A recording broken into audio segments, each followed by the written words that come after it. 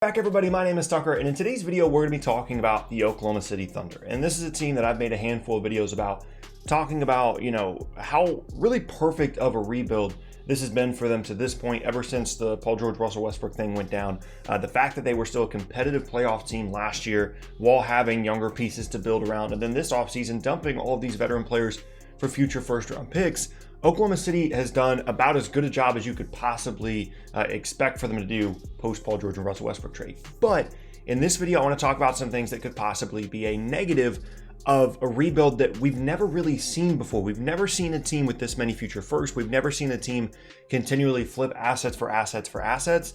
And I kind of want to talk about what could be the potential downsides of this, because overwhelmingly the opinion of this is positive, and that's the case for me as well. But there are some negatives, and that's what I want to talk about in today's video. But quickly, before we get started, if you enjoy content like this, then consider subscribing. I upload twice a day, every day, all throughout the NBA offseason, including some season previews that'll be coming up soon, where I'll be talking about every single team in the NBA in depth in terms of what to expect for their season this year. So if you're interested in that, then be sure to subscribe. You can also leave a like rating on the video, helps me out a ton, lets me know you're enjoying the content, and gets the video out to more people on YouTube as well. And you can check me out at the various socials at the bottom of the screen to hang out with me outside of these videos. And with all those things said, let's go ahead and get started. So, as I kind of prefaced in the intro here, Oklahoma City is in a really good position moving forward. But I don't think that this rebuild is without its flaws, and we're going to kind of go through that here today.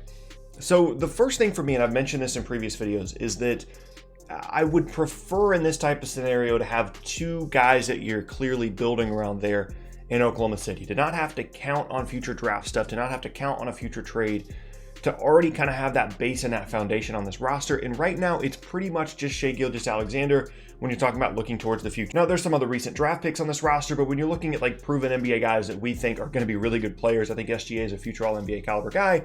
It's pretty much just SGA right now. Now, of course, they have the assets, they have the draft capital to go and get another player alongside him, which we'll talk about later.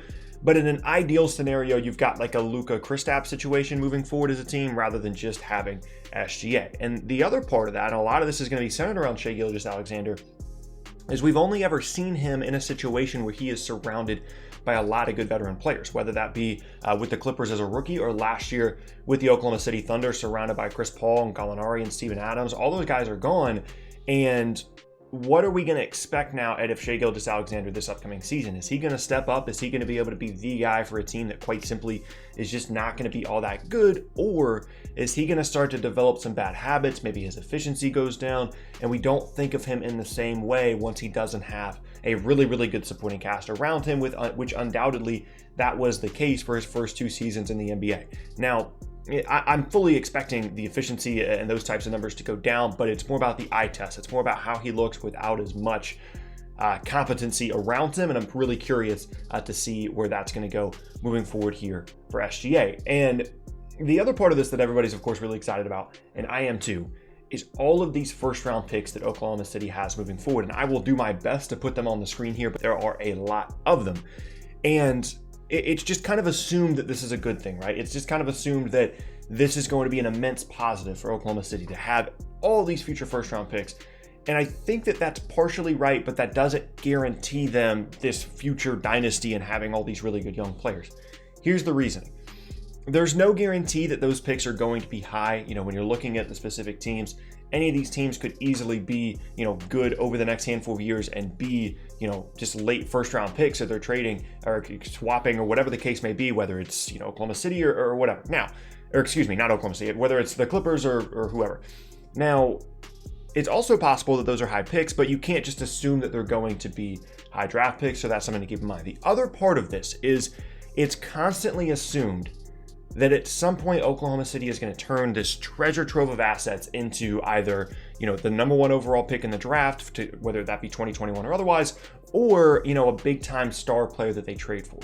Here's the problem. If I'm Oklahoma City and I go to the team that has the first pick in the draft or the second pick in the draft, or I go to a team that has a disgruntled star, I'm going to be paying extra for whatever that trade asset is, simply because I have extra to give. If a team is negotiating with Oklahoma City over the next couple of years, they know how many picks this team has, and they know that they can ask for way more from that team than they can from any other team outside of maybe New Orleans, depending on what happens with their draft pick situation. And that's not a bad situation to be in itself if you're Oklahoma City, because you know that you can outbid from a draft pick standpoint every single other team in the league, and in some cases you can double up every other team in the league if you really wanted to give up that many picks. But you're probably going to be paying about 25% more than you normally would, simply because you own all those picks and every single team in the league knows you do. Now again, it's a good problem to have, but still something to keep in mind that there's no guarantee, A, that a team is going to want to give up the number 1 or the number 2 pick in the 2021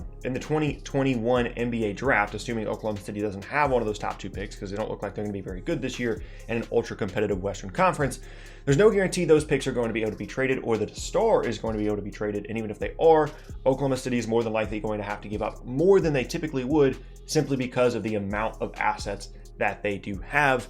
So just because they have all the picks doesn't mean A, they're going to be good assets, or B, that it's necessarily a good thing to have that quantity of first round picks. Now, this is a part of the video where I have to say, I still envy the situation that Oklahoma City is in and that their fans are in. I think it is such a cool concept. Obviously, they're not going to be great this year, but if you're just looking at from a fantasy GM perspective, right?